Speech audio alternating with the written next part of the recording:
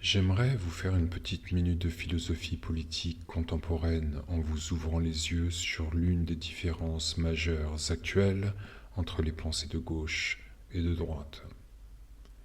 Tandis que le gauchiste s'appuie sur son utopie pour définir le réel, le droitiste s'appuie lui sur la réalité pour la définir.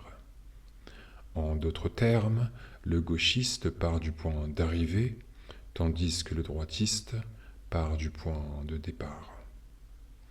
En d'autres termes encore, le gauchiste prend ses désirs pour des réalités et pense qu'il est déjà arrivé sans avoir même entamé le voyage, tandis que le droitiste est pragmatique et considère qu'il faut prendre en compte la situation de départ pour pouvoir atteindre ses objectifs.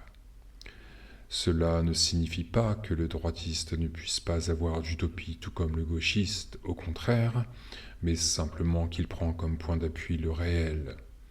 Ancré sur le socle de la réalité, il peut y poser ses pieds et pousser pour avancer. À l'inverse, le gauchiste, en prenant pour point de départ le point d'arrivée, veut faire plier la réalité à ses fantasmes et ostraciser tout ce qui lui rappelle que son utopie n'est que cela, une utopie qui n'a, à l'instant T, aucun fondement concret dans la réalité.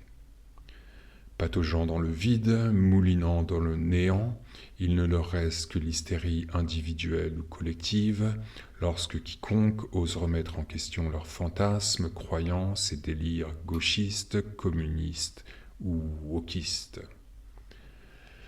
Dès lors, il est aisé de comprendre le processus par lequel les utopies de gauche se transforment toujours en dystopies totalitaires, génocidaires, inhumaines et cauchemardesques, voire carrément nazies. Tout opposant doit être réduit au silence pour ne pas remettre en question le dogme, l'idéologie, la ligne du parti. On le voit bien aujourd'hui en France avec la LFI qui purge et ostracise quiconque ose questionner la ligne idéologique et sectaire, le décret du grand chef de la secte qui en est à la tête. C'est la logique du goulag soviétique ou génocidaire, des Khmers rouges pour ne citer que ceci.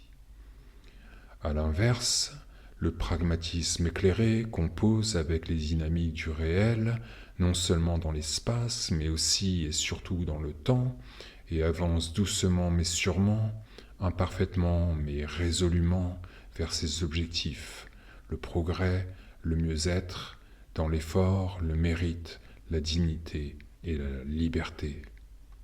En 2026, au vu des forces en présence et du rapport de ces forces, ce pragmatisme éclairé est l'apanage exclusif de la droite et de la droite de la droite.